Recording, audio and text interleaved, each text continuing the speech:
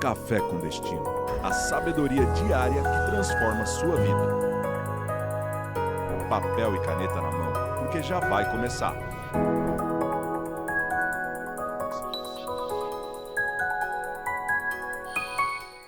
Dos 0 aos 7 é a fase que você impõe mais o caráter.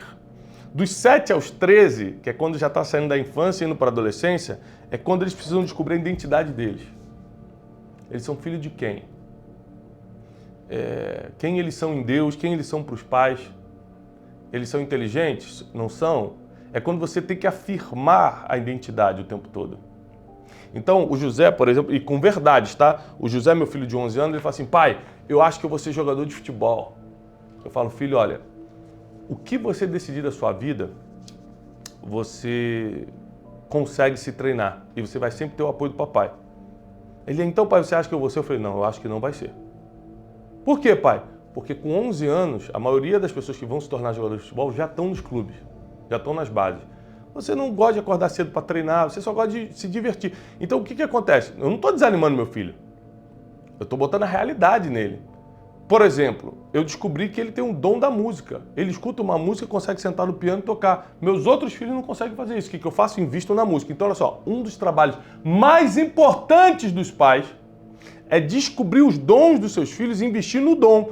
Se ele quiser fazer outra coisa, não proíbe, mas deixa claro que provavelmente aquele não é o caminho dele. É o que eu falo pro meu filho, filho, pode fazer escolha de futebol, mas provavelmente esse não é o teu caminho profissional. Você vai poder jogar bola até morrer, não tem problema, mas provavelmente como diversão, amador, de forma amadora. Agora, a música, você tem um talento, hein? Papai percebeu que quando você pega o piano é diferente. Ele estuda violino, é diferente. A Júlia, mais velha, ficou meses na escola de música e não tocou nada. José nunca entrou na escola de música e toca de ouvido. Então pronto, é um dom, poxa. Vamos investir no que a criança já é boa e vamos corrigir naquilo que ela falha. Investir no que elas são boas e corrigir naquilo que são falhas. Período de 7 a 13 anos. Eu falo, filhão, ó, isso talvez você não seja, mas isso aqui você vai ser. Afirmação de identidade. Você é um filho muito... O José é muito carinhoso, né? Você é carinhoso, cara. Você é bonito. Você é um menino que entende a palavra. José tem uma facilidade com a palavra. Joaquim, você é um grande comunicador. Eu afirmo a identidade deles. Papai te ama. E dos 7 aos 13 é a afirmação de identidade. Dos 13 aos 18, que é a período da adolescência, é um período muito complicado, onde a criança, por estar virando adolescente, ou seja, transformação para adulto, ela começa a querer quebrar um vínculo com os pais para poder descobrir sua identidade sozinho, para poder testar seus limites, para poder se autodesafiar. Então, nem sempre o adolescente, que está se trancando em casa, no quarto, ou não quer falar muito com os pais, está fazendo algo de errado. É a fase. Você tem que ficar muito atento. Mas nessa fase você tem que criar um vínculo. Você só cria vínculo com o adolescente fazendo algo que ele gosta. Então, cria algum tipo de hobby que vocês consigam fazer juntos. Porque dificilmente você vai criar um vínculo com o seu filho de outra forma que não seja com um hobby. Na conversa, na adolescência, não cria vínculo. Valores. É aqui que você vai ter que ser muito mais incisivo com os seus valores. Mentira, aqui não. Desobediência, aqui não. Fazer mal para os outros, não. Fofoca, não. É quando você começa a colocar os valores com muito mais força, que já entraram dos 0 aos 7 anos no caráter. Na adolescência você reafirma. E terceiro, limite. Ah, não tem como controlar adolescente? Tem sim. Claro que tem. Eu tenho filho adolescente. É difícil, mas tem. É porque, presta atenção, o adolescente, ele vai sempre te confrontar, não pelo que você está falando, mas pelo teu comportamento. Então, lá em casa... esses dias, Júlia falou uma palavra inapropriada. Estava todo mundo assim, ela foi brigando com o irmão, falou uma palavra inapropriada. Eu parei. Filha, vem cá. Oi, pai. Você alguma vez já viu o papai falar essa palavra? Não. Nunca viu, né? Nem nunca vai escutar. Nessa casa a gente não fala isso. Não precisei falar, é pecado! E oprimir a garota. Eu só botei os limites. Ó. Aqui a gente não fala isso. Mas eu só pude falar assim porque eu realmente não falo. Então você tem que educar por exemplo. Tiago, mas eu não tive esse ensinamento, eu já fiz tanta besteira na frente dos meus filhos. Calma, tem esperança, não se desespera. Vai chegar a tua hora. Hoje é só o primeiro dia de 5 dias de ensinamento sobre criação de filhos. pais temos que fazer. Nós temos que falar, nós temos que orientar, nós temos que mostrar os prós e contras para os nossos filhos. Nós somos os responsáveis pelo molde emocional deles. E por que eu tenho investido esse tempo nas crianças, nos meus meninos? Ou seja, eu tenho 4, né? 2 meninas, 2 meninas. As 2 meninas são as da ponta, a mais velha e a mais nova. E os do meio são os meninos. Cada um tem um temperamento diferente. Cada um tem um jeito de ser completamente diferente do outro. Então, e estão em fases diferentes. Então eu preciso investir tempo sozinho com eles. O tempo que eu passo com o Joaquim, por mais que seja menino também, eu não posso ter o mesmo tempo com o José, porque os assuntos são diferentes. Joaquim tem 6, José tem 11. São assuntos diferentes, são brincadeiras diferentes. Eles brincam muito junto, mas a maioria das brincadeiras é diferente. Então, eu quero começar com uma instrução bíblica. Está em Efésios capítulo 6, versículo 4. Efésios capítulo 6, versículo 4. Pais, não irritem os seus filhos. Vou repetir. Pais, não irritem os seus filhos. Antes, criem-nos segundo a instrução e o conselho do Senhor. O que é pais não irritem os seus filhos? É que é comum para a gente que é pai, para quem é mãe, gritar, botar de castigo com ou sem motivo, fazer coisas que vão irritá-los. Eu tenho tomado algumas atitudes com meus filhos, o seguinte, para eu, de alguma forma, falar mais alto com eles, que eu falo quando é necessário, né? Mas para eu fazer isso, ou para eu ser mais imperativo numa decisão, vai ficar de castigo, vai fazer isso, eles têm que errar em algo que realmente precisa ser corrigido. E não em algo que só atingiu a mim. Tem algo que só atingiu nossas emoções, não é de caráter, não é um problema de caráter, não foi uma desobediência, mas atingiu nossas emoções e a gente vai lá e irrita os filhos. Nós temos que ter cuidado com isso, porque as emoções das crianças e dos adolescentes ainda são esponjas que vão filtrando tudo que você está fazendo. Quanto mais equilíbrio você conseguir manter nessa correção, tem que corrigir. Está aqui, ó. Criem-nos segundo a instrução e o conselho do Senhor. Tem que instruir, tem que aconselhar, tem que corrigir, só que com sabedoria. Ah, Thiago, mas como é que eu faço isso? Vamos lá. Vamos lá. Um estudo da Faculdade de Medicina da Universidade de São Paulo, a USP, monitorou a saúde mental de mais de 7.000 crianças e adolescentes durante 2020 e 2021. Esse estudo apontou que uma a cada 4 crianças demonstraram sinais de ansiedade e depressão. Outro ponto que os especialistas apontaram nesse estudo foi o aumento de conflitos e violência em casa e nas escolas, com crianças e adolescentes. Ficaram mais violentos, entraram mais em conflitos, tanto em casa quanto na escola. Isso vale para rede privada e rede pública. Isso vale para rede privada e rede pública. Aí vem o Dr. Augusto Cury, que para quem não sabe foi o meu mentor como escritor, foi um homem que me ensinou os primeiros passos para eu virar um escritor. Em um dos seus livros ele diz o seguinte: bons pais apenas corrigem erros. São bons pais, mas eles apenas corrigem erros. Pais brilhantes ensinam seus filhos a pensarem.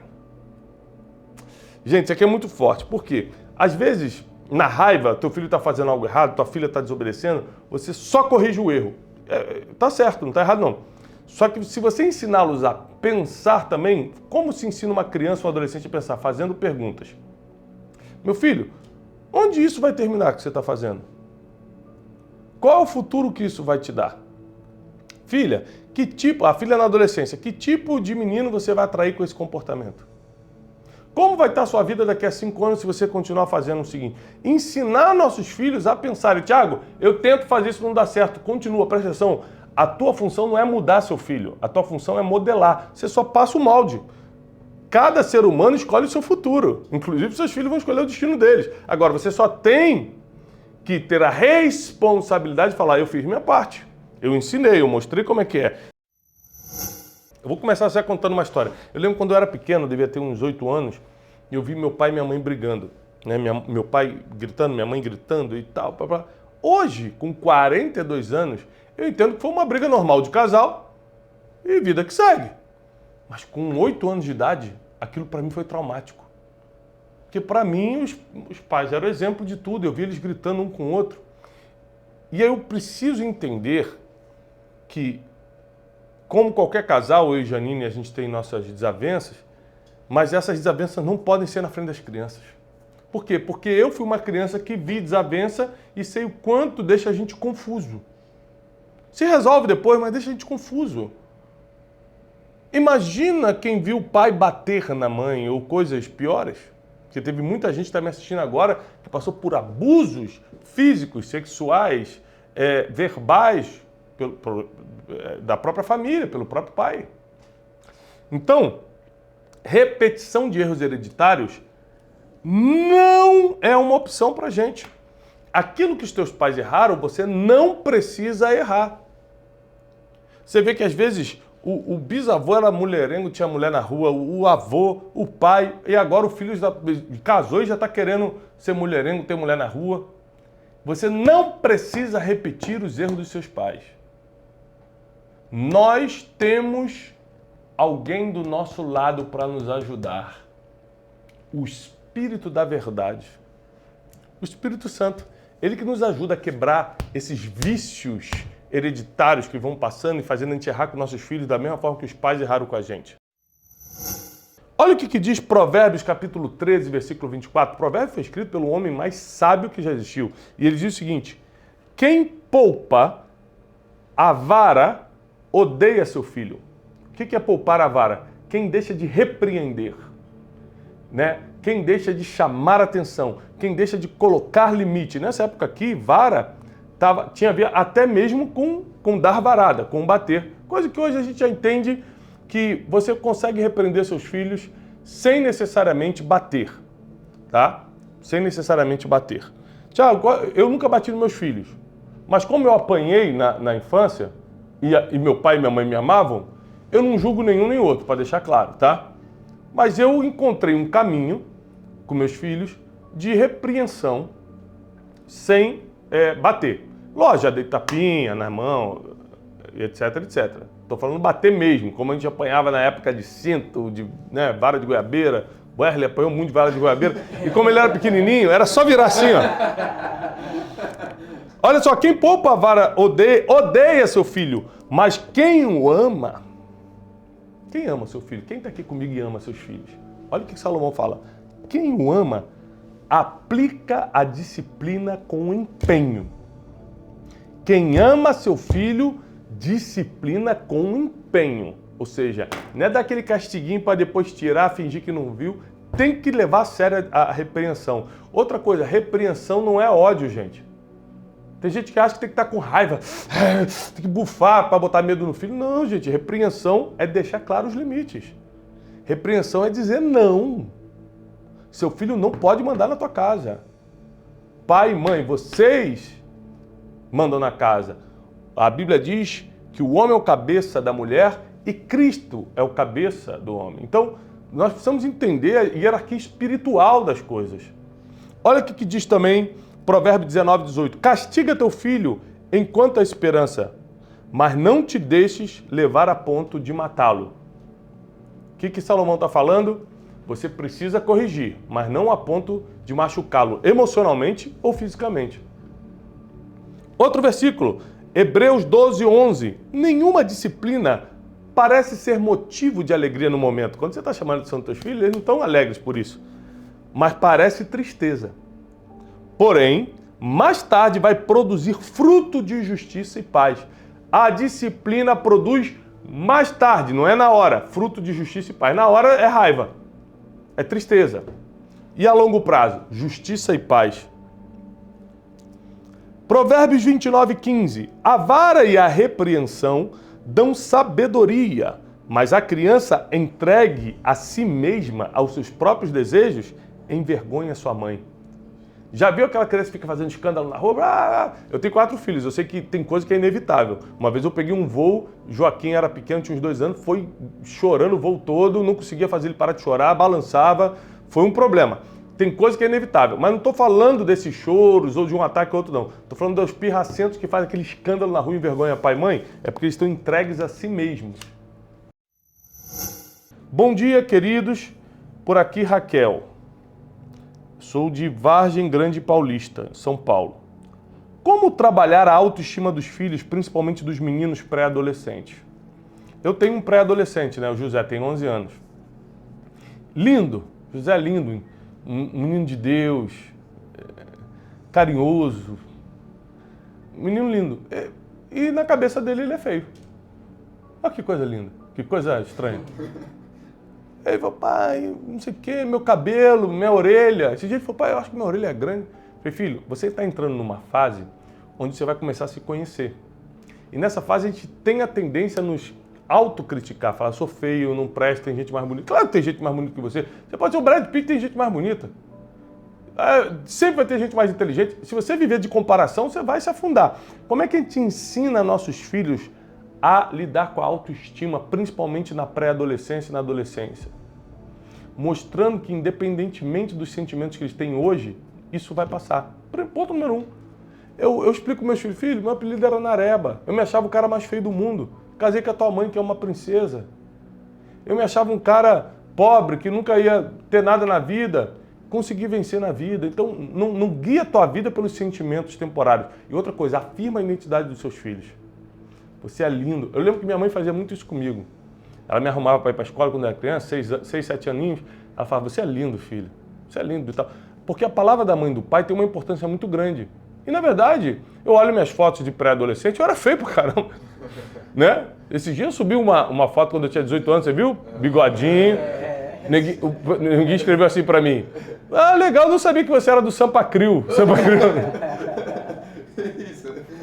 Era uma banda antiga, não era da tua época não, que os caras usavam o bigodinho fininho assim.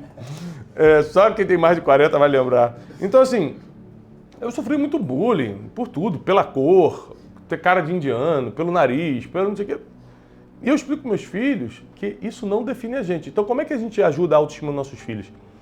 Não só mostrando para eles que isso passa, dando exemplos da tua própria vida, como também afirmando, reafirmando a identidade deles. Você é bonito, você é forte, você é uma pessoa inteligente. E se não é, ensine-os a ser. Ensine-os a ser, tá?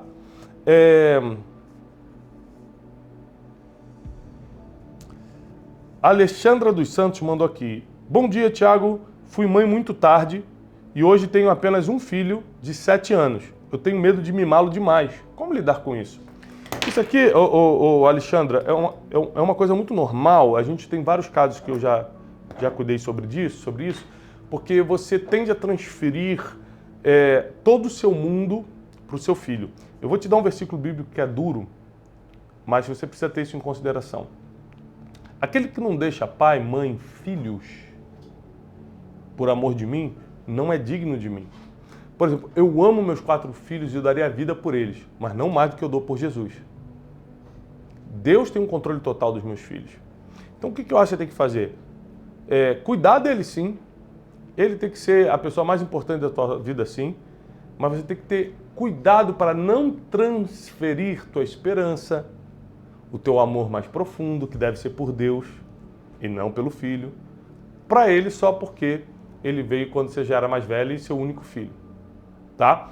Então, é muito normal esse sentimento que você tem, pela situação em que você o gerou, mas deve ser controlado.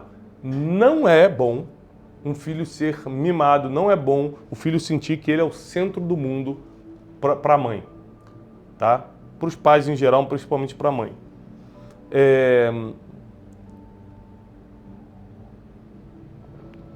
Lucélia Regina mandou aqui.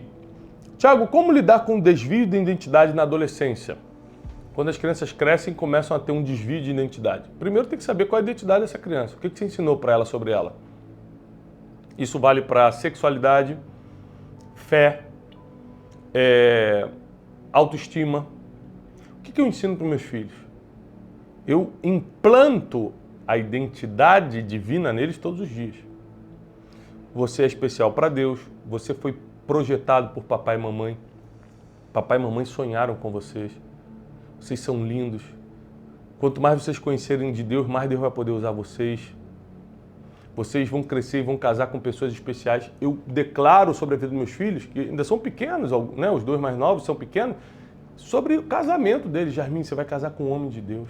Joaquim, você vai casar com uma mulher de Deus. E outra coisa, eles precisam ver no meu casamento com a mãe deles o reflexo do amor. Muita gente começa a ter desvio de identidade na adolescência porque na infância viu cada desvio dentro da família que depois fica difícil administrar na adolescência.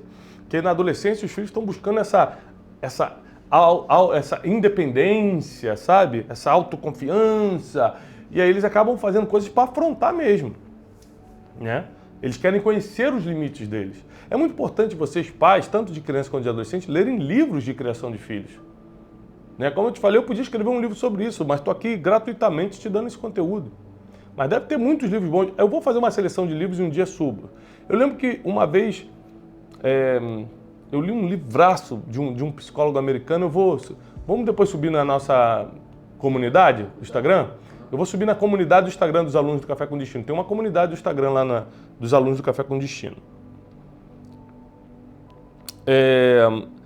A Gabi Giz mandou assim: muito bom esse assunto, obrigado, Thiago, por essa semana. Muitas pessoas não têm instruções boas de casa. E eu tenho uma pergunta: o que fazer se seu filho não quer mais ir à igreja? Boa pergunta, Gabi. Primeiro, lá em casa tem uma regra simples. Meus filhos até aos 18 anos estão debaixo, pela lei, né, da minha tutoria, e eles vão à igreja, querendo ou não querendo. Ponto final. Segundo, eu não preciso fazer disso uma tortura para eles. Então, eles já sabem que vão. Agora, como é que eu posso fazer isso ser algo prazeroso? É o que é? O que incomoda eles? É a distância? É o tipo da igreja que eu vou? É o modelo da escolinha dominical? O que é? Eu preciso transformar isso em algo prazeroso. Lembre-se que eles vão conhecer a Deus no dia a dia contigo. E eles precisam ver você com prazer de ir à casa do Senhor, de ler a Bíblia. Seus filhos precisam ver você orando, de joelhos. Eles precisam ser alimentados pelo exemplo. E você precisa descobrir também o porquê ele está perdendo o prazer de ir na igreja. Né? E fazer de tudo para ser agradável. Mas enquanto não é agradável para eles, eu estou falando o que eu faço na minha casa, não estou dizendo que é uma regra para vocês, mas na minha casa, até os 18, todo mundo vai para a igreja comigo e ponto final. Ah, não quero, estou cansado hoje não, eu pego pela cama, bora, se arruma, acabou. E tá todo mundo lá. Querendo ou não querendo. Depois eles tomam as decisões dele, mas eu fiz a minha parte. Ensinei o que eu acredito como verdade, a palavra. Mas, para deixar claro, faço de tudo para ser agradável. Faço de tudo para ser agradável. Não sou uma pessoa que tem que ser como eu quero e acabou não, tá? Nazaré é uma cidade extremamente importante para o que nós vamos estudar e viver nessa imersão aqui em Israel. De uma coisa eu tenho certeza: ninguém veio do Brasil para cá nessa viagem por acaso. Deus tem um propósito nessa viagem.